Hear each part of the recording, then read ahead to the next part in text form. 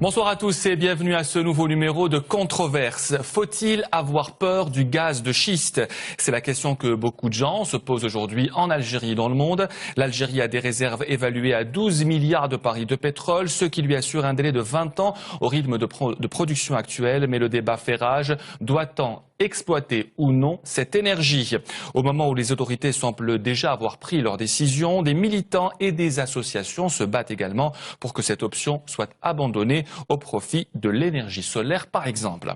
Pour débattre de cette question, nous recevons ce soir sur le plateau de Controverse Abdelmajid Attar. Vous êtes ancien président directeur général de Sonatrach, ancien ministre des Ressources en eau. Khaled Boukhlifa, vous êtes expert en énergie, ancien directeur général au ministère d'énergie et des mines.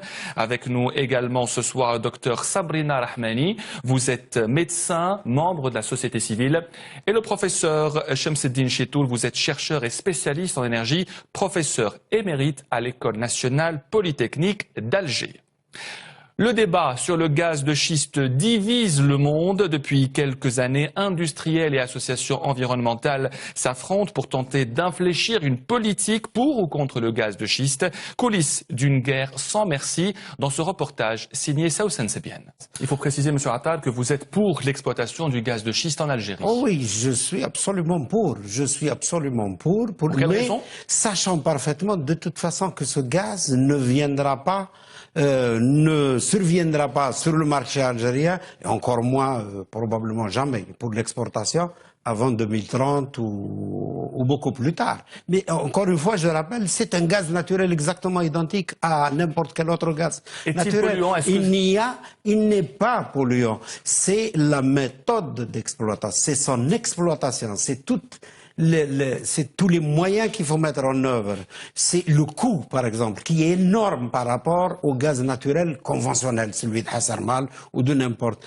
Maintenant, le plus gros problème du gaz de schiste, pourquoi il y a eu une levée de bouclier? Quelles sont les premières levées de bouclier? C'est les fermiers, c'est les zones où il y a une activité rurale, urbaine, importante. C'est là où il y a très peu d'eau, ou une eau très sensible, par exemple. Mais nous, c'est pas demain le gaz naturel, enfin le gaz de schiste, c'est pas dans la Mitidja qu'on va le chercher, c'est pas dans le Chérif. Docteur Sabrina Rahmani, Monsieur Attal dit que c'est une énergie dont l'Algérie pourrait bénéficier, mais c'est le problème de l'exploitation, de la manière de l'exploiter qui pose problème aujourd'hui. Moi, je voudrais rebondir sur ce qu'a dit Monsieur Attal. Pour lui dire que ce n'est pas parce que l'exploitation du gaz de schiste en Algérie va se faire dans le sud algérien, c'est-à-dire loin des yeux, qu'elle doit se faire loin des consciences. Ça, ça va être quand même, c'est important à dire. L'exploitation de gaz de schiste avec la méthode de fracturation hydraulique actuelle, on ne peut pas accepter ce type d'exploitation sur le sol algérien. C'est très clair, il y a une facture environnementale qui va être lourde, il y a une nappe albienne qui va être sacrifiée. La nappe albienne, c'est peut-être l'avenir de l'Algérie de demain, après l'énergie fossile. Il y a un écosystème à préserver, le sud algérien, qui nous a permis d'exister, d'être une nation forte, d'avoir ces hydrocarbures qui nous permettent tous d'être à l'aise d'une façon ou d'une autre. C'est quand même un sol qui a été martyrisé, aussi bien par ce qu'on en a sorti, mais aussi par les essais nucléaires qu'il y a eu dans le sud algérien il y a quelques années. Donc il faut revenir un petit peu, toute proportion gardée, et dire quand même que nous sommes en train de mettre peut-être en péril l'avenir des générations futures. Professeur Chetoul, est-ce que vous pensez que l'exploitation du gaz de schiste va mettre en péril les générations futures, comme dit Dr Sabrina Rahmani? Écoutez, je crois que le problème est mal posé. Je pense que c'est une fuite en avant. Il faut dire les termes tels qu'ils sont. Nous sommes un pays qui gaspille d'une façon frénétique. Et on pense, à tort ou à raison, qu'il faut obnubiler le peuple en lui disant « écoute, continue, dors, le gaz de schiste veille sur toi ». Non, il faut se mettre au travail. Pour pouvoir se mettre au travail, il faut d'abord savoir où on va. Donc je parlerai du gaz de schiste quand il s'agit d'un bouquet énergétique. C'est-à-dire que je mets en place une stratégie énergétique. Le gaz de schiste est une fleur parmi tant d'autres. Tout à l'heure, M. Attar disait oui, mais pas pour tout de suite. Moi, je dis pas pour tout de suite. Personne ne peut être contre le gaz de schiste. il faut que les conditions soient réunies. Lesquelles? Le problème le plus important, elle en a parlé, c'est le problème de l'eau, qui est très important, indépendamment du fait qu'il y a d'autres problèmes. Quand vous dites 1 milliard de mètres cubes d'eau, c'est 1 million de mètres cubes d'eau. 1 milliard de mètres cubes de gaz, c'est 1 million de mètres cubes d'eau. C'est énorme. Ça veut dire quoi? Ça veut dire que le même puits doit être fracturé, il lui faut 15 000 mètres cubes en moyenne. Bon, et c'est de l'eau douce. Actuellement, quand on sort cette eau-là, elle est polluée. Il y a près de 200, 300 hydrocarbures cancérigènes. Dernièrement, aux États-Unis, on a trouvé une source de radon qui est radioactive.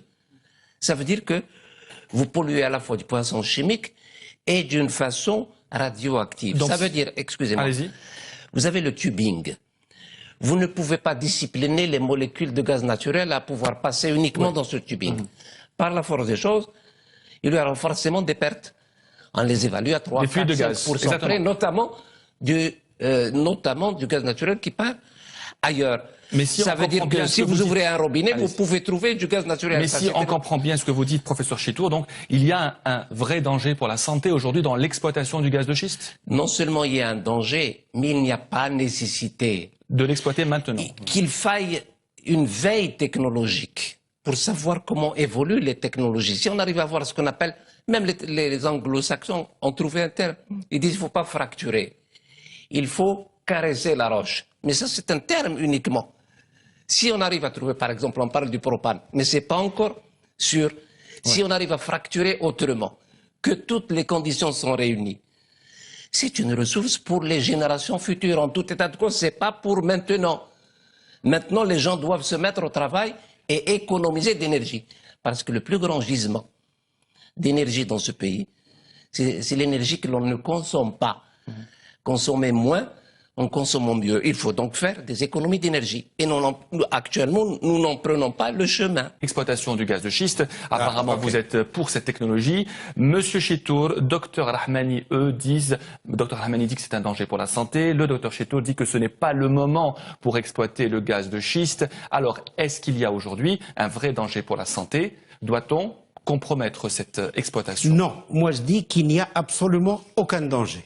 Alors pourquoi? Parce que s'il y avait danger pour le gaz de schiste ou quelque chose, à ce moment-là, il y aurait danger pour tous les autres types d'hydrocarbures que nous exploitons pratiquement depuis plus de 50 ans. Mais c'est la manière de l'extraire. Attendez, on fait de la fracturation aujourd'hui. Oui. Potentiel. Merci Monsieur Attal. Docteur Rahmani, vous voulez réagir? Je voulais vous répondre concernant la contamination de l'eau par le méthane.